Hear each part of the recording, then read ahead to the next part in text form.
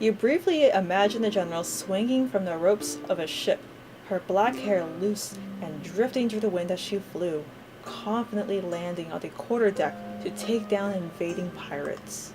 Her voice brings you back to reality and away from your daydream. Will you join us for chai? Yes. Yes, I think I'll join you. My gosh, I have been waiting for someone to ask me out for chai. Okay. Nora tries to hide it, but you can see her face light up with excitement. She quickly dismisses the look, attempting to regain her professional disposition. I'm glad to hear that, if you'll follow me. You follow the general through the intricate hallways, now able to properly appreciate the craftsmanship with the daylight flooding the corridors. It truly is a beautiful place, almost fairy tale-like. You wonder who designed and decorated the palace. Surely not the Empress, who seems to care little about how others view her. Why care about the opinions of sheep when you are a lion? You see new places as Nora guides you to the courtyard, taking a different route than the one from before. You are somewhat familiar with the layout of the palace, but it's so large it's hard to remember which hallway leads where. In the courtyard, the two other champions sit together. The princess appears comfortable by Sinbad's side. She has removed the scarf that protected her hair, but remains in her sleeping gown. Ali Baba also seems relaxed. He sits stretched out like a cat, bathing in the warmth of the sun. As you approach, you start to pick up on their conversation. So, do you still speak the ancient language? What is it called? We didn't have a name for it. We didn't have names for the things that you use today.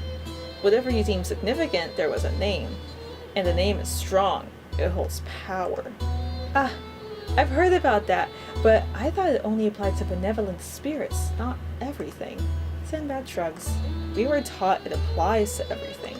Fascinating. Just as the conversation reaches its conclusion, you and Nor have made your way up to the group. The general takes a seat on the rugs, keeping her posture straight as he reaches for a crystalline cup. You look at the group and you decide to sit with my girl. You take a seat beside Annika, who seems enthralled by Sinbad. However, when you sit down beside her, she devotes all her attention to you. Her smile is sweet like honey, yet within her eyes spark a glow of curiosity about the people and the world around her. Oh, maybe I should have sat next to Nor. I'm assuming with Annika I'm spending more time with her. I'll have time to get to know everyone. Hopefully. Specifically, a curiosity about you. You were thankful for her presence last night, whatever she had done, whatever spell she had cast, it kept the horrible visions and voices away. You spend the rest of the morning sitting in the gardens listening to the champions talk and share stories. You don't bother to share your own, as you're more interested in their adventures. Annika shares some stories herself, but she mainly joins you in listening.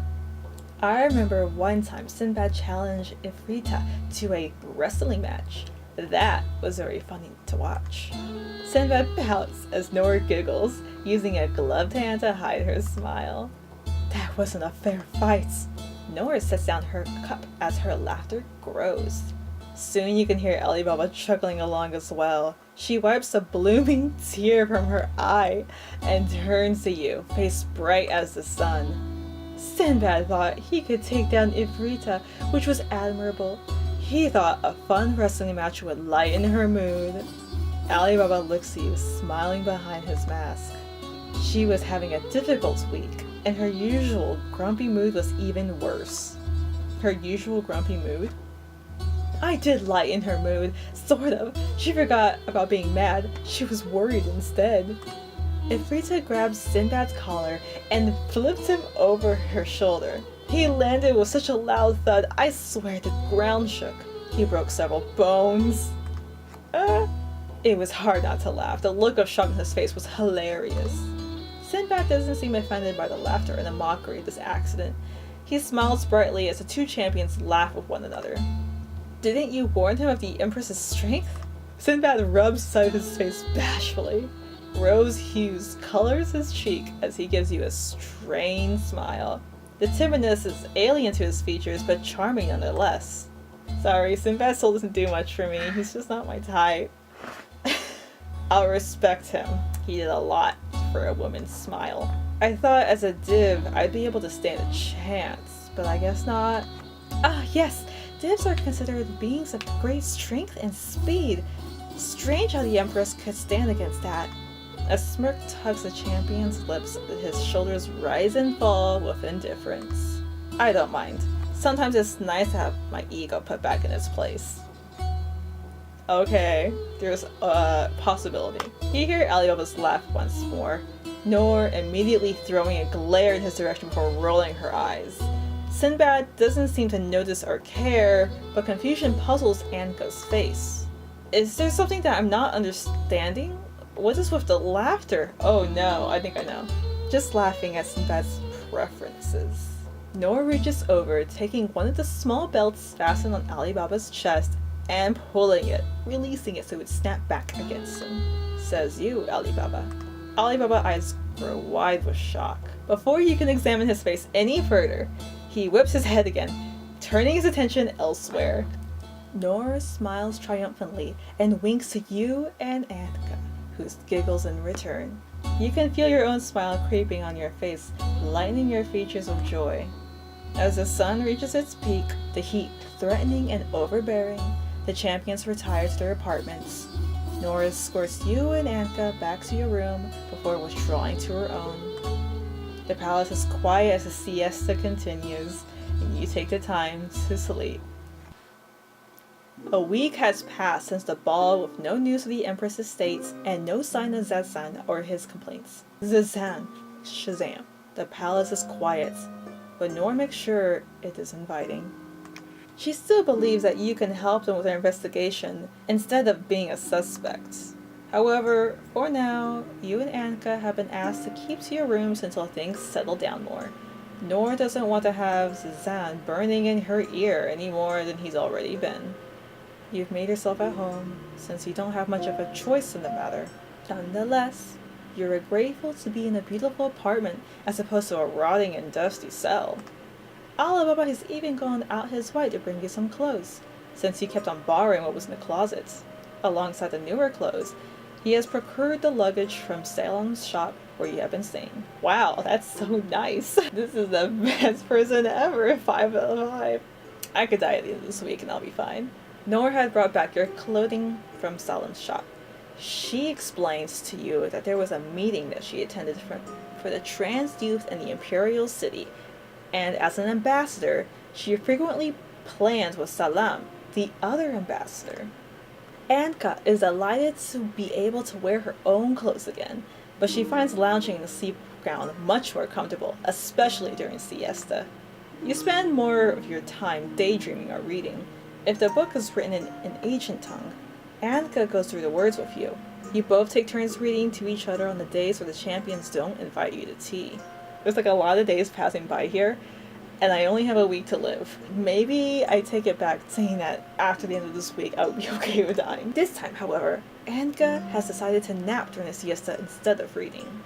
Shuffling through the drawers, you manage to find a stack of books. You aren't certain of their contents, as there's no title indicating what they are. Sitting on the pillows, you lean back and begin to flip through the pages, wondering what it contains. After flipping through the pages for a bit, you realize what the book is about. It is a story of Seseg, the patron goddess of the Lotok. I know this isn't like Ace Attorney where like certain words are like in red. You're like, I need to remember this. The book details how she lived with the ancient dragon and false god, Asif, after having seen a vision of the true god, the eternal flame. The dragon has taken a liking to her, but before he could propose any scheme, she killed him. She drank his blood and became immortal, swearing to destroy the rest of the false gods. You continue to flip through the pages, but many of them are torn or ruined. The ink, now dry, splits across the page, making the words illegible. Nevertheless, some of the pictures remain, so you take time gazing at those. If you come to the end of the book, it becomes more incomprehensible.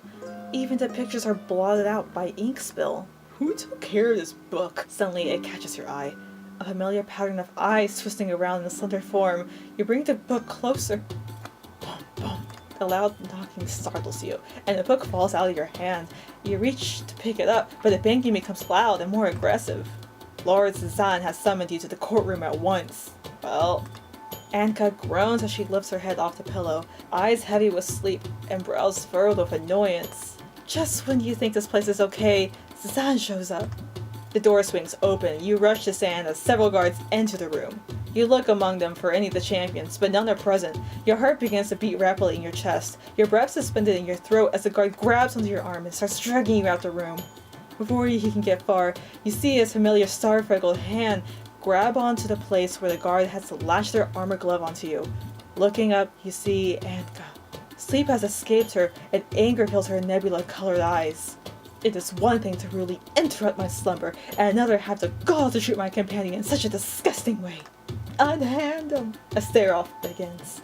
The guard's red eyes narrow behind the gold helmets, and Anka's unwavering gaze locked onto him. The tension is like a bowstring pulled taut, ready to snap. Thankfully, the guard releases my arm. Anka places her hand on you, rubbing the sore skin. She gives you a soft smile, the ferocity in her eyes completely gone. You are led out of the royal apartments and towards the courtroom. You try to decipher what is happening, but the guards' faces are hidden or unreadable. All you can do is place your hands over where Anka's lingers and hope for the best. Well, the courtroom is an extravagant display of lights, with precious jewels that adorn the ceiling and pillars that give the room a fanciful look. The glow of the torches licks the diamonds and gems, sparkling above as you walk towards the center. At the center stands Zan and Sukut. You look between to see if the Empress is there, but there is no trace of her or her snow-white hair. You swallow the fear lumped in your throat. Is this it? Is this the end? You let out a breath that you didn't know you were holding when you see Noor, and the other champions arrive from the other side of the hall. You can't decipher what she is feeling, as her face is completely blank and void of any emotion. Sinbad, however, seems dazed and confused. He yawns into his hand, apparently also awoken from his catnap. Ali Baba, well, he's unreadable, per usual. What is the meaning of this, Zan? Noor looks to the guards that stand guard by your and Anka's side. Her eyebrow twitches, mouth forming a tight line, looking betrayed. Swallowing to regain her composure, she looks back to Zan. Do you take me for a fool, General? Parading around with a murderer? Befriending him? The second the Empress falls, you neglect your duties. Were you not supposed to protect her? Noor does not flinch when Zan's voice raises as he accuses her. I am doing my job, Zan. I am simply doing it in a way you don't agree with. That doesn't mean I am neglecting my duties. Zan throws his hands in the air, gesturing to the space around him. Anger sets intensely in his features, mixed with the exhaustion that sinks his cheeks and eyes. Sukut beside him does nothing. He looks to his feet. He seems equally tired, though he does not raise his head nor speak to show it. The resemblance he bears to Anka is quite striking. You look to her, and she also seems uninterested in the conversation happening before you. She keeps her gaze fixed on Sukut as if waiting for something. Then, please, show me where your so-called investigation has gotten you. Noor rolls her eyes and gestures to Ali Baba, who takes a step forward to stand beside her. The attention of the room is focused on him as he digs through his inner pockets looking for something. You can feel the trepidation suspended tightly in the air, ready to shatter the second he reveals the evidence. Suddenly, the main door bursts open, allowing light from the entrance halls to flood in, bathing the room in a fiery glow. Everyone stops and turns the doorway, lurking to see who dared interrupt such an apprehensive moment. A man stands at the entrance, the light casting a long shadow of his silhouette. Ah, this place hasn't changed a day since I left. Oh my